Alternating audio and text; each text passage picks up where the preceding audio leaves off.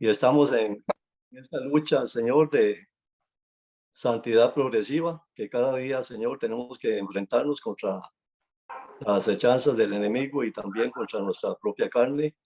Pero sabemos, Señor, que tú nos das la victoria y que en Cristo Jesús somos más que vencedores.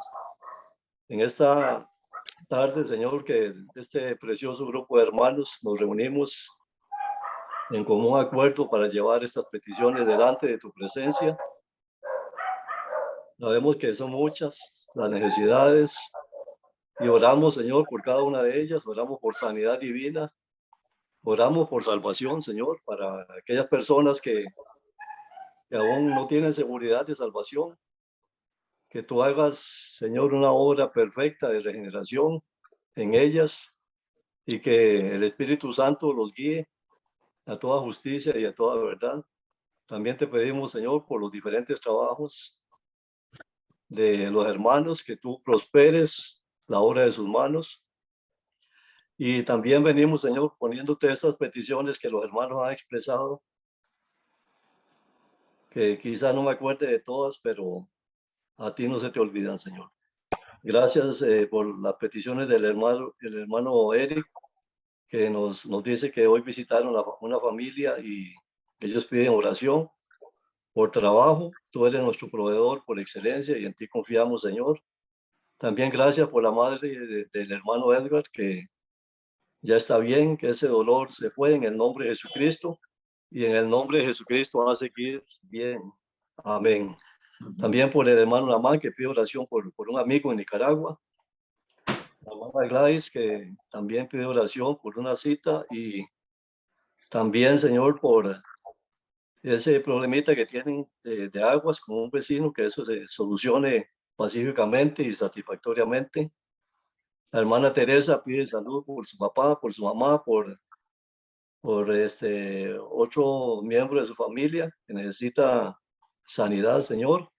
Y sabemos que tú eres, como dice tu palabra, Jehová Rafa, el Dios que sana. Y lo creemos y sabemos que es promesa tuya, pues tu palabra nos dice que estas señales seguirán a los que creen en tu nombre. En tu nombre pondrán las manos sobre los enfermos y estos sanarán. Y tú eres, Señor, el mismo de ayer, de hoy y por los siglos de los siglos, y tú no cambias. Tú, Señor, el Cristo de la gloria, que se manifestó hace 2000 años, sigue haciendo milagros hoy en día.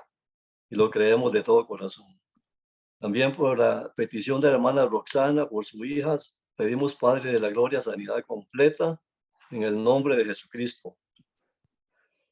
Padre celestial, son muchas las peticiones por el hermano Arturo, este hermano de México, si no me equivoco. Bendícelo, bendice a tu siervo y completa, Señor, la sanidad en él, pues el que empezó en nosotros la obra la perfeccionará hasta el día de Jesucristo. También, Señor, por el hermano Alfredo y muchas más peticiones que tú las conoces y que tal vez nos han expresado, las ponemos en tus santas manos y te damos gracias. Y ahora, Señor, te pedimos por el hermano Eric, que nos va a traer una enseñanza de tu palabra. Bendícelo, guíalo y úsalo con poder del Espíritu Santo, porque te lo pedimos en el glorioso nombre de Jesucristo. Amén. Amén. Amén. Amén. Amén. Hermano Eric, tenías un canto. Vamos a ver. Y sin ensayar, vamos a ver si nos acuerdo, si nos acordamos. Bueno, hace muchísimos años, tenía yo como 19 años tal vez, tuve la bendición de componer algunas canciones, entre estas, esta que les voy a cantar, que es basada en el Salmo 37.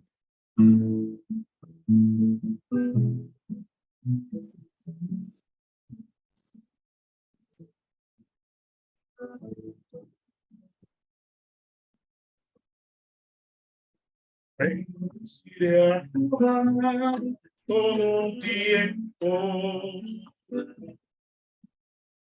Tu alabanza estará siempre en mi boca. Se gloriará siempre mi alma.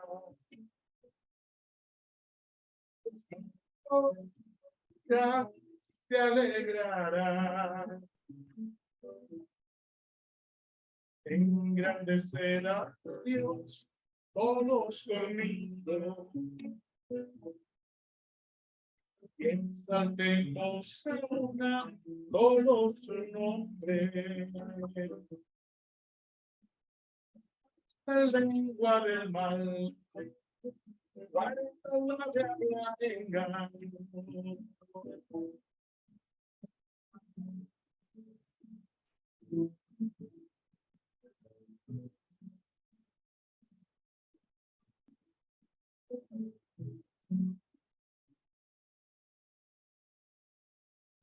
El de Jehová alrededor.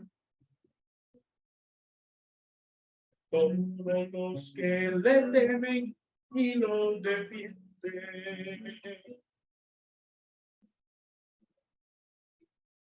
Alma de sus siervos. No serán condenados cuando les siguen.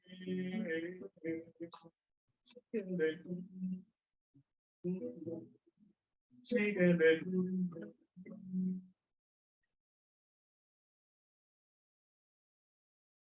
Esa es. No recuerdo si ahora si era Salmo 37 o 34. Ahorita no lo recuerdo con claridad. Amén. Amén, amén. Hermano, el tiempo es tuyo para que nos compartas el mensaje de la palabra del Señor. Muy bien, mis hermanos. Bueno, hasta ahora hemos visto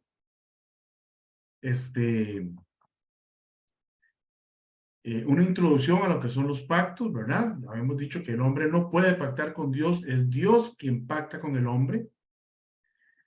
Y que se hicieron varios pactos. Uno es el pacto de la inocencia, que es cuando el hombre es puesto en en Edén, ¿verdad? Y Dios les da ciertas instrucciones a ellos.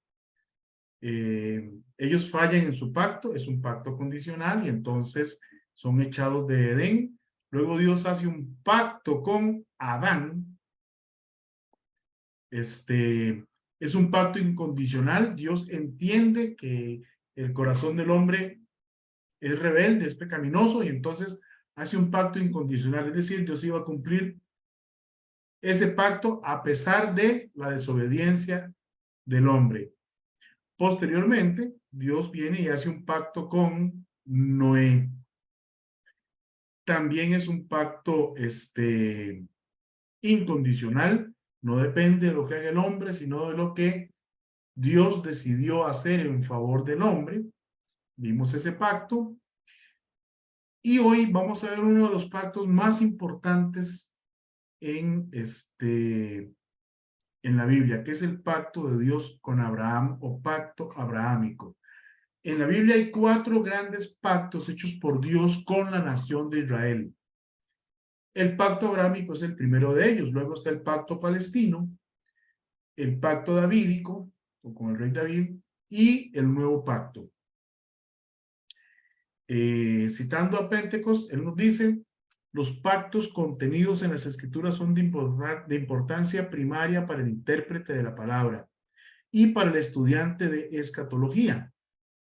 El programa escatológico de Dios es determinado y prescrito por estos pactos, y el sistema escatológico nuestro es determinado y limitado por la interpretación de ellos.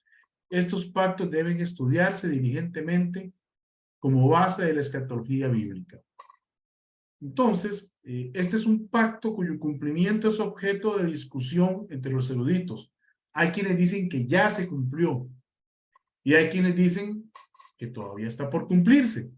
Ahorita vamos a ir avanzando sobre el pacto. Este pacto nos va a llevar varias sesiones, no solo una ni dos, porque es muy amplio y tiene muchísimas implicaciones, como vamos a ver hoy. Vamos a ver como una introducción a lo que es el pacto abrahámico.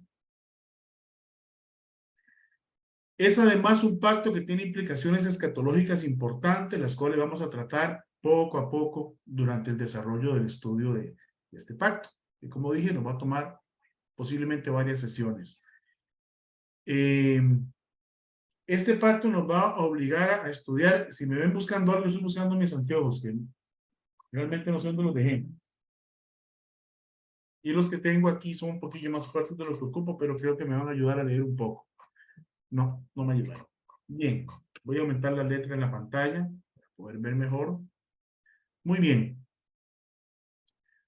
Este pacto también nos va a obligar a estudiar de nuevo, a repasar la diferencia entre Israel y la iglesia y el programa de Dios para Israel y para la iglesia. Hay algunas posiciones teológicas que enseñan que y la iglesia que hoy la iglesia es el Israel o el Israel espiritual, pero realmente Dios tiene un programa definido para Israel y tiene un programa definido para la iglesia. Si leemos con cuidado la profecía de Daniel 9:27, por ejemplo, que la estudiamos ampliamente acá, en estudios anteriores, en las dispensaciones, el Señor le dice a Daniel, 70 semanas están determinadas sobre tu pueblo y sobre tus santas y sobre la santa ciudad, que es Jerusalén. Y eso define el pacto. Perdón, la dispensación. En este caso, este pacto es un pacto hecho con Abraham, afecta directamente a la nación de Israel, es un pacto con Israel, con toda la nación, a través de Abraham.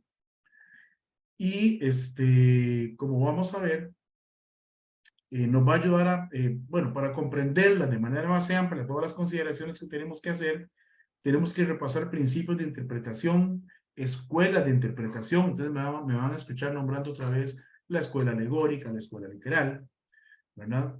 La escuela alegórica retomó popularidad durante la Reforma y fue acogida por bastantes teólogos de la Reforma. Y la escuela literal, sobre la cual hemos dicho, se basa en la base de nuestra interpretación. Bien. La institución y naturaleza del pacto abrahámico, ¿verdad? ¿Qué es un pacto? ¿Quién recuerda qué es un pacto? Es un convenio, es un trato. Es un trato, es un contrato, es un convenio, ¿verdad? En donde se ponen condiciones que las partes deben cumplir. Digamos que entre Edgar y yo podemos hacer un pacto. Y yo le digo a Edgar, voy a hacer un pacto con vos, ¿verdad? Y Edgar me dice, mira, yo acepto, entonces te voy a llevar la contabilidad de tu empresa y te voy a cobrar tanto. Y él me va a decir a mí, está bien, pero yo te voy a pedir que los estados financieros lleguen cada cierto tiempo, que cumplan con cierta normativa. Entonces, ambos nos ponemos condiciones, ¿verdad? Es un pacto de igual a igual, dos personas. Pero en el caso de Dios y el hombre, no es un pacto de igual a igual. El hombre no tiene la potestad, la autoridad ni el poder para imponerle condiciones a Dios. Entonces, en los pactos de Dios con el hombre, es Dios quien impone sus condiciones. Y vimos que hay pactos condicionales en donde el hombre está obligado a cumplir con ciertas cosas para que Dios haga lo que prometió hacer, y que si el hombre no cumple, Dios también dijo que iba a juzgar y a castigar esa desobediencia. Y hay pactos que son incondicionales, en donde se cumplen solamente porque Dios quiere hacerlo. Es decir, Dios se obliga a sí mismo independientemente de si el hombre obedece o desobedece. Eso no significa que la obediencia se quede sin premio y que la desobediencia se quede sin consecuencia. Solo implica que como el pacto es incondicional, Dios va a hacer lo que Él dijo. Por ejemplo, el pacto de la inocencia era condicional. Ellos tenían que obedecer a Dios en Edén en un punto. No comeréis del árbol de la ciencia del bien y del mal. Y podían permanecer en el huerto y conservar su relación con Dios, y perdieron todas esas condiciones y muchas cosas más por haber desobedecido. No sucede esto en el pacto abrahámico. Es un pacto en el cual Dios se comprometió a cumplir ciertas cosas para Israel, a pesar de las decisiones de la nación de Israel. Una cosa que debemos tener clara para ser consecuentes en la interpretación es que el pacto es literal. Los pactos en sí son literales y deben interpretarse literalmente. Hay un escritor de un libro que se llama El Reino Teocrático que cita a Pentecostés en sus estudios, y él dice lo siguiente: en todas las transacciones terrenales, como lo que estaba yo, el ejemplo que puse con él, cuando se realiza una promesa, un convenio, un contrato por el cual una de las partes hace una promesa de valor a la otra, la costumbre universal es explicar tal relación y las promesas por medio de las bien conocidas leyes del lenguaje contenidas en nuestras gramáticas o de uso común. Se consideraría absurdo y fútil verlas con cualquiera otra luz. La misma naturaleza de un pacto demanda que sea de tal manera redactado, tan claramente expresado, que comunique un significado decisivo y no escondido o místico, que requiera muchos siglos para que pueda desarrollarse. Esto lo escribió un señor de apellido Peters en su libro El Reino Teocrático. Decíamos que este es un pacto incondicional e implica que Dios hizo un compromiso y lo cumplirá independientemente de la obediencia o desobediencia del hombre, sin que esto signifique que la desobediencia queda sin consecuencias y que la obediencia no es reconocida por Dios. No implica eso. Solo implica que Dios va a cumplir el pacto. Por otra parte, es un pacto eterno. Y aquí se responde a la pregunta de lo que vimos anteriormente, de si ya se cumplió o no se cumplió el pacto. Es un pacto eterno y la Biblia claramente lo expresa. Y recuerden que a mí me gusta que sea la Biblia la que nos enseñe, la que nos diga cómo son las cosas. Y no yo ponerme a decir, es que esto quiere decir tal cosa, porque entonces estaré yo alegorizando, interpretando de acuerdo con lo que yo creo la palabra de Dios, mientras que de otra manera, de la forma literal, yo digo que sea la Biblia la que nos enseñe. Hemos dicho que es un pacto incondicional y hemos dicho que es un pacto eterno. Vamos a leer bastante hoy de la palabra de Dios. Vamos a ir a Génesis 17, 7 al 19. Génesis 17, 7 al 19. Este es un pacto donde gradualmente se van añadiendo cosas al pacto, como un contrato al que se le hacen adendums, ¿verdad? Y aquí Dios está hablando con Abraham y le dice, y estableceré mi pacto. ¿El pacto de quién? ¿Dice nuestro pacto? ¿O dice mi pacto? Dice el Señor. Estableceré mi pacto entre mí y ti, y tu descendencia después de ti. Entonces, Dios está hablando con Abraham, pero vea que incluye su descendencia, que es la nación de Israel. En sus generaciones, por pacto perpetuo. Entonces es un pacto eterno. ¿Ok? Y notaremos que unas 5 o 6 veces se menciona pacto perpetuo. Y notaremos que también en varias ocasiones se menciona mi pacto. Entonces, y estableceré mi pacto entre mí y ti y tu descendencia después de ti en sus generaciones por pacto perpetuo para ser tu Dios y el de tu descendencia después de ti. Y te daré a ti y a tu descendencia después de ti la tierra en que moras, toda la tierra de Canaán en heredad perpetua, y seré el Dios de ellos. Dijo de nuevo Dios a Abraham, en cuanto a ti guardarás mi pacto, tú y tu descendencia después de ti por sus generaciones. Este es mi pacto que guardaréis entre mí y vosotros y tu descendencia después de ti. Será circuncidado todo varón de entre vosotros. Es decir, esa es la señal del pacto, la circuncisión de los varones. Así como el pacto con Noé tenía una señal que era el arco iris, este pacto tiene la señal en el cuerpo mismo de los israelitas, en la circuncisión. Y de edad de 8 días, y de edad de 8 días será circuncidado todo varón entre vosotros por vuestras generaciones, el nacido en casa y el comprado por dinero a cualquier extranjero que no fuese de tu linaje. Debe ser circuncidado el nacido en tu casa y el comprado por tu dinero, y estará mi pacto en vuestra carne por pacto que perpetuo. y el varón incircunciso, el que no hubiere circuncidado la carne de su prepucio, aquella persona será cortada de su pueblo, ha violado mi pacto.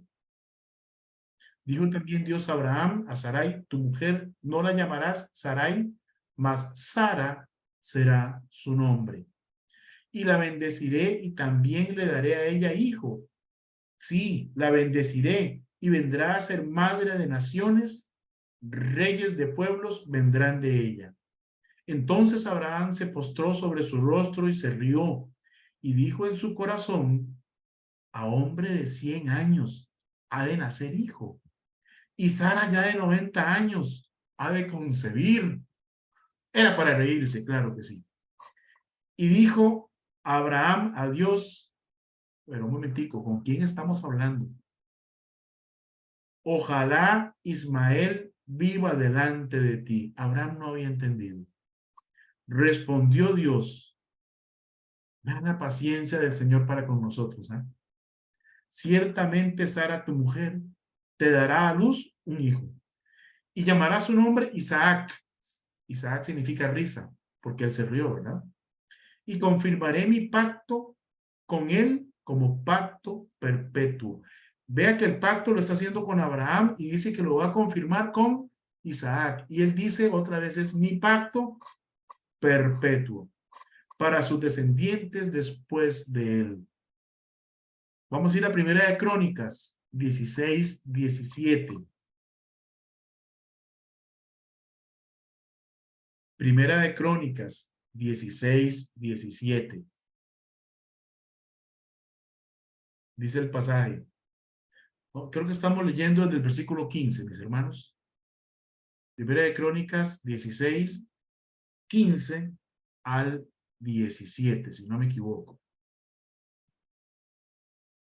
¿Lo tienen? Dice así. Él hace memoria de su pacto perpetuamente. ¿De cuál pacto está hablando? Ahorita nos contesta la misma palabra de Dios. Y de la palabra que él mandó para 1000 generaciones, del pacto que concertó con Abraham y de su juramento a Isaac, el cual confirmó a Jacob por estatuto y a Israel por pacto sempiterno, es decir, eterno.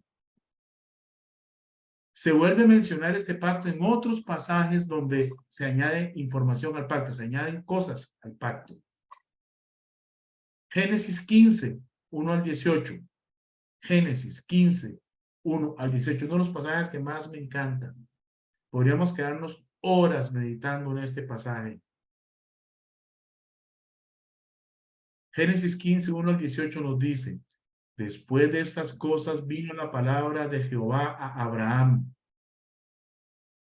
en visión diciendo, no temas, Abraham, no temas, Abram, todavía no le han cambiado, no le habían cambiado el nombre. Yo soy tu escudo y tu galardón será sobremanera grande. Y respondió Abram, Señor Jehová, ¿qué me darás?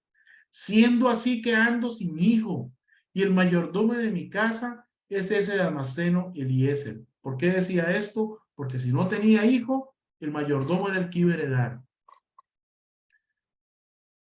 Dijo también Abram, mira que no me has dado prole, y he aquí que será mi heredero un esclavo nacido en mi casa. Luego vino a él palabra de Jehová diciendo, no te heredará sino un hijo tuyo será el que te heredará.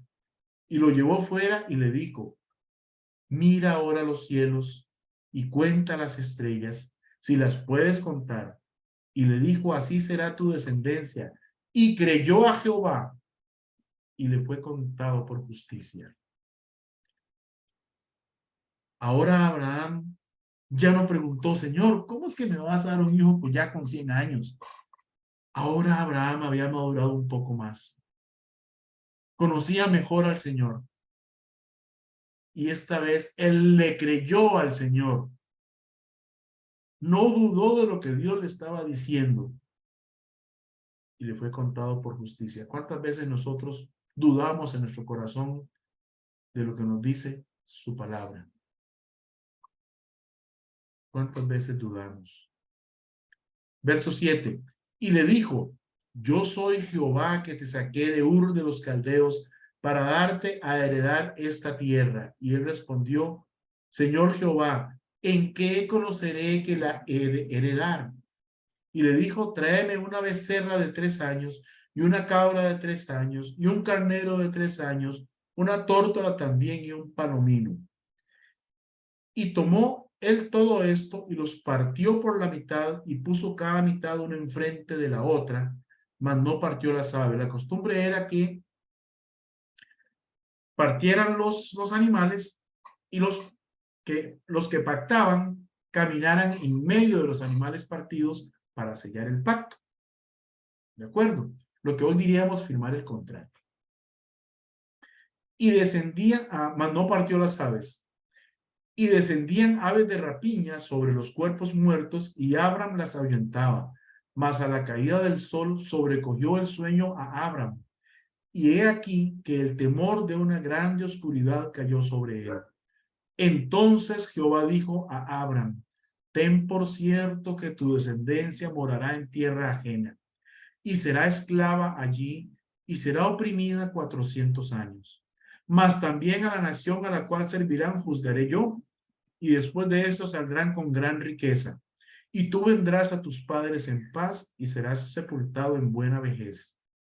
Y en la 4ª generación volverán acá, porque aún no ha llegado a su colmo la maldad del amorreo hasta aquí. Y sucedió que puesto el sol, y ya oscurecido, se veía un horno humeando y una antorcha de fuego que pasaba por entre los animales divididos. Según el pasaje, ¿dónde estaba Abraham? Durmiendo. Durmiendo. ¿Recuerdan? Un gran sueño sobrecogió a Abraham. Y después de que Dios le dijo estas cosas, ya cuando se puso el sol, se veía un horno humeando y una antorcha de fuego que pasaba entre los animales divididos. Era Dios mismo caminando él solo, pactando consigo mismo lo que le había prometido a Abraham.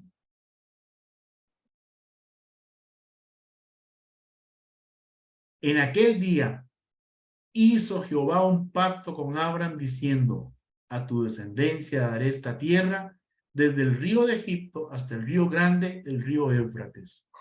¿Quién hizo el pacto? Dios. No dice que hicieron el pacto él y Abraham. No, no es un pacto bilateral. No es un pacto entre iguales. Es un pacto que Dios quiso hacer y selló él mismo por sí mismo. Vamos a Génesis 17, 1 al 8. Era Abraham de 99 años cuando le apareció Jehová y le dijo, yo soy el Dios Todopoderoso, anda delante de mí y sé perfecto. Ya tenía ¿cuántos años? 99, ya era un hombre grande, viejo. Génesis 17, 1 al 8. Recuerden que ya el hombre no vivía 800 años ni 700 años como antes, ¿verdad? Esto es post-diluvio, ¿ok? Anda delante de mí y sé perfecto. Y pondré mi pacto entre mí y ti. ¿Cuál pacto? El de él, el de Dios. Pondré mi pacto entre mí y ti y te multiplicaré en gran manera. Cuenten las veces que le dice mi pacto en todos estos pasajes y las veces que le dice que el pacto va a ser perpetuo. Entonces Abraham se postró sobre su rostro y Dios habló con él diciendo, he aquí mi pacto es contigo y serás padre de muchedumbre de gentes y no se llamará más tu nombre Abraham, sino que será tu nombre Abraham, porque te he puesto por padre de muchedumbre de gentes y te multiplicaré en gran manera y haré naciones de ti y reyes saldrán de ti y estableceré mi pacto entre mí y ti y tu descendencia después de ti en sus generaciones por pacto perpetuo, para ser tu Dios y el de tu descendencia después de ti. Y te daré a ti y a tu descendencia después de ti la tierra en que moras, toda la tierra de Canaán, en heredad perpetua, y seré el Dios de ellos. ¿Queda claro que el pacto es de Dios? ¿Queda claro que el pacto es perpetuo? No lo estoy diciendo yo. No estoy interpretando nada. Estoy leyendo lo que dice la palabra de Dios. Ahora, ¿cuál es la importancia de este pacto? La importancia del pacto abrahámico. Este pacto debe ser considerado como base para todo el programa de los pactos. Hay abundantes referencias en las Escrituras sobre el pacto de Dios con Abraham y su aplicación tiene muchas implicaciones. En lo que llamamos soteriología, por ejemplo, es decir, la doctrina de la salvación por medio de Jesucristo, Pablo escribe a los creyentes que entran en las bendiciones de Dios prometidas a Abraham. El argumento de Pablo en la carta a los romanos se basa en esta misma promesa del pacto hecho a Abraham. En la doctrina de la resurrección, el Señor Jesucristo refutó la incredulidad de los saduceos. Ellos no creían en la resurrección. La refutó tomando como base el pacto abrahámico. Vamos a leer lo que dice la Biblia de estas cosas. Vamos a Lucas 24, 34 al 38. Vamos a Lucas 24, 34 al 38. Otra vez dejemos que sea la palabra de Dios la que nos ilustre, la que nos explique, la que se interprete a sí misma. Entonces respondiendo Jesús les dijo, está hablando con quiénes, con los saduceos. Pueden leer todo el pasaje para que se pongan en contexto.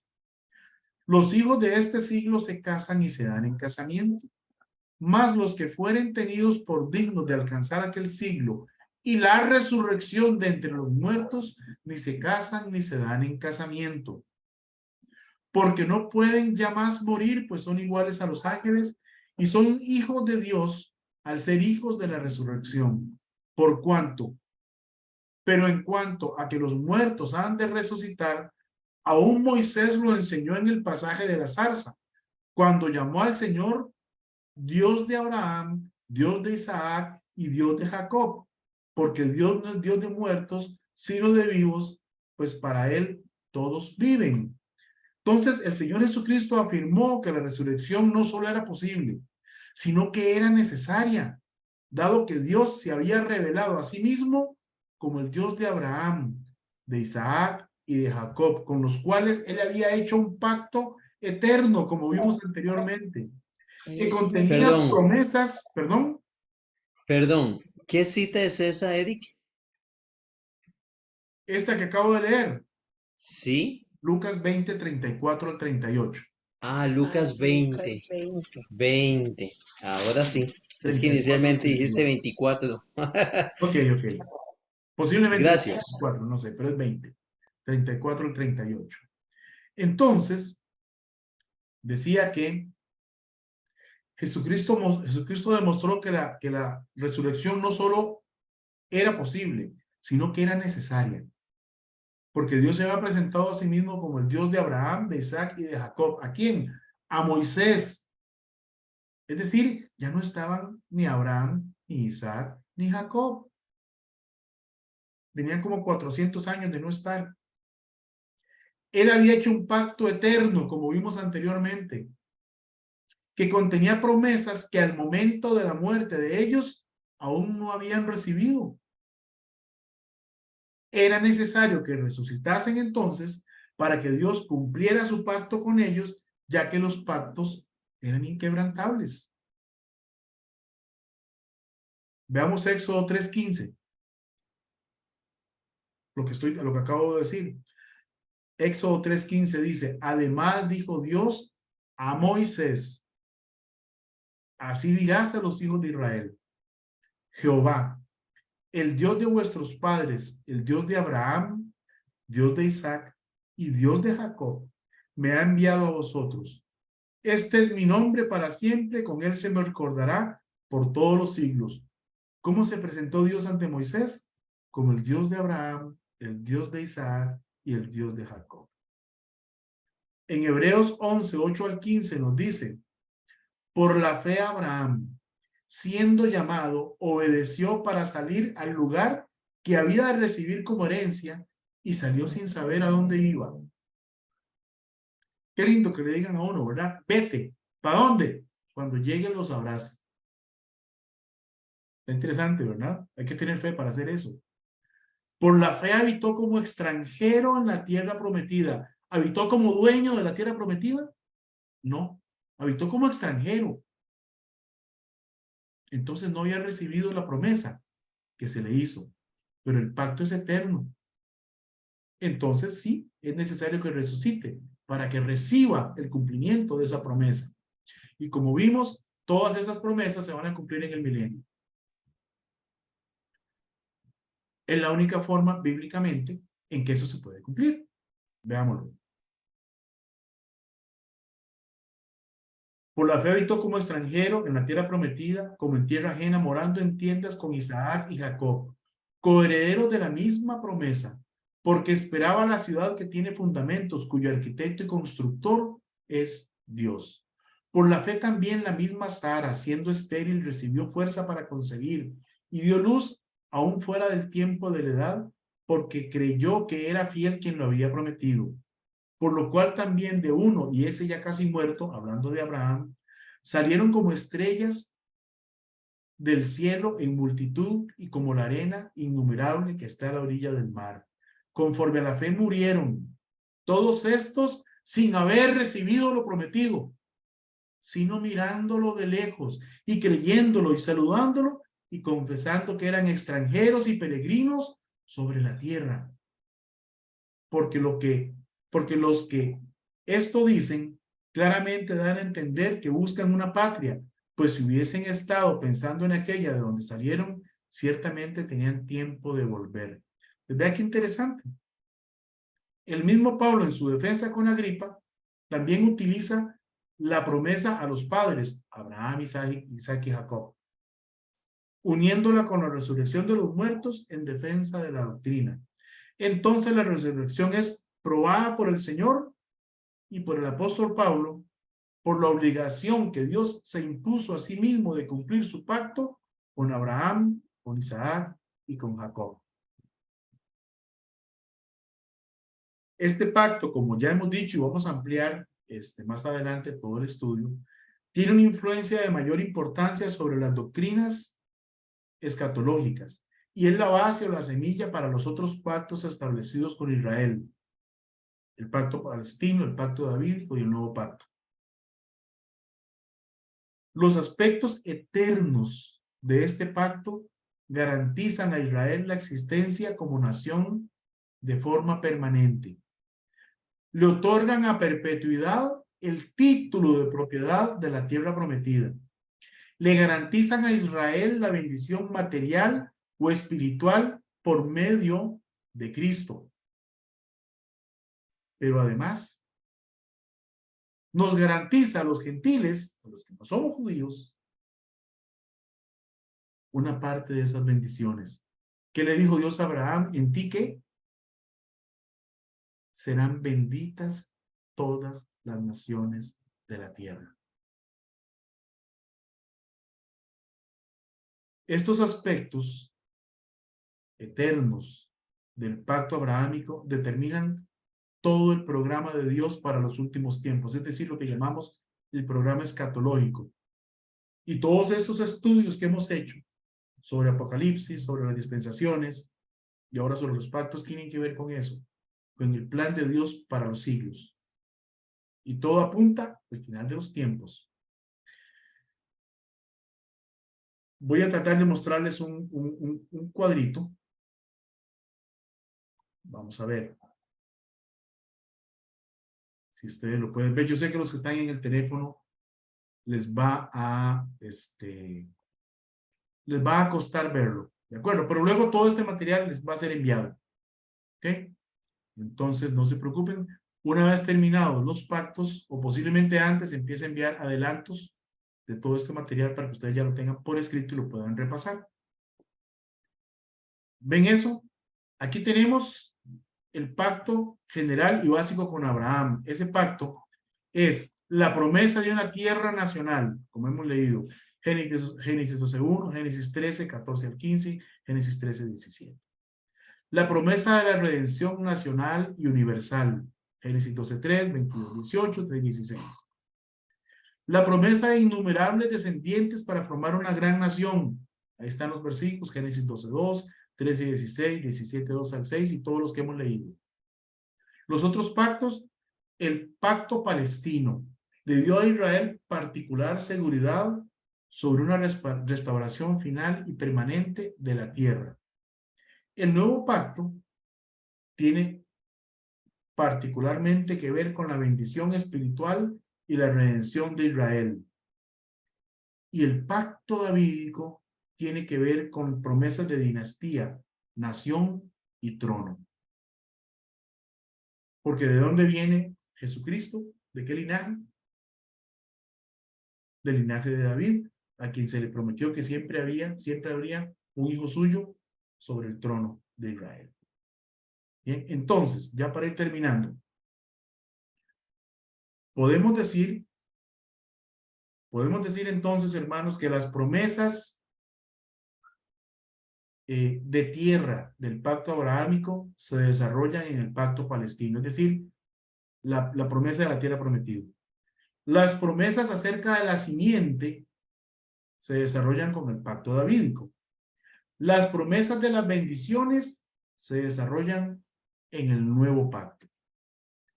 Este pacto, por lo tanto, determina todo el programa futuro para la nación de Israel y es un factor mayor de la escatología bíblica. En otras palabras, está relacionado directamente con la doctrina del estudio de los últimos tiempos, o lo que llamamos escatología. Ahora, existen otras posiciones, solo las voy a mencionar, teológicas, ¿verdad?, que hablan de dos pactos: el pacto de las obras y el pacto de la gracia.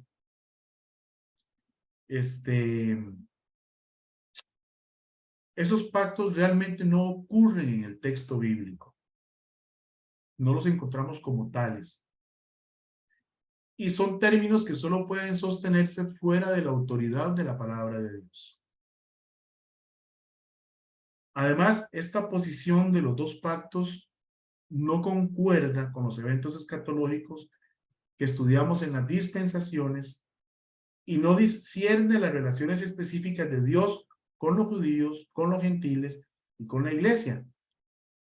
Por el método de interpretación que se utiliza para llegar a estos pactos, un pacto de gracia y un pacto de obras, se confunde o se mezcla el concepto de iglesia con el concepto de la nación de Israel.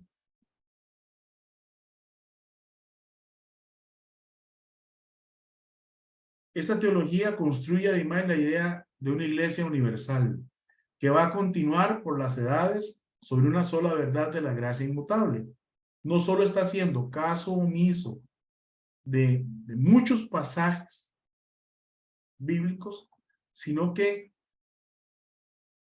provoca una confusión bastante seria, dicho sea de paso, ¿verdad? Porque solo revela una parcialidad de toda la verdad escatológica. Entonces, es solamente una cosa que quería mencionar. Eso se basa eso sale a causa de una interpretación alegórica del texto bíblico. Por ejemplo, ya vimos en la dispensación del milenio, por ejemplo, que los teólogos de la escuela alegórica dicen que hoy, por ejemplo, que ahorita en el periodo de la gracia, el que conocemos como la dispensación de la gracia, para ellos es el milenio. Es decir, que estamos en el milenio y que la iglesia es el Israel. ¿Verdad? Sin embargo, cuando interpretamos literalmente, no podemos llegar a esa conclusión. Tenemos forzosamente que separar tal como lo hace el Señor en la profecía de las 70 semanas de Daniel, Israel como nación, y entender que es la iglesia la cual no se revela en el Antiguo Testamento, sino que se revela en el Nuevo Testamento luego de que Israel como nación rechaza a Cristo como su rey. Y entonces el Evangelio es enviado a los gentiles, sin que esto implique que Dios ha desechado a la nación de Israel y sin que esto implique que Dios se ha olvidado de las promesas específicas para la nación de Israel, que sigue siendo su pueblo como nación, sino que esto va a ser retomado al final de los tiempos, en el milenio, donde se van a cumplir esos 4 grandes pactos, como veremos más adelante. Bueno, mis hermanos, hasta aquí el estudio de hoy. Voy a terminar la transmisión. Un saludo a las personas que nos ven a través de redes sociales y también a aquellos que sacan el ratito para verlo en diferido. He recibido algunas retroalimentaciones y gracias, hermanos, por el tiempo que se toman para darnos seguimiento a estos estudios. Espero que sean de bendición para todos y que todos podamos aprender más de la palabra de Dios.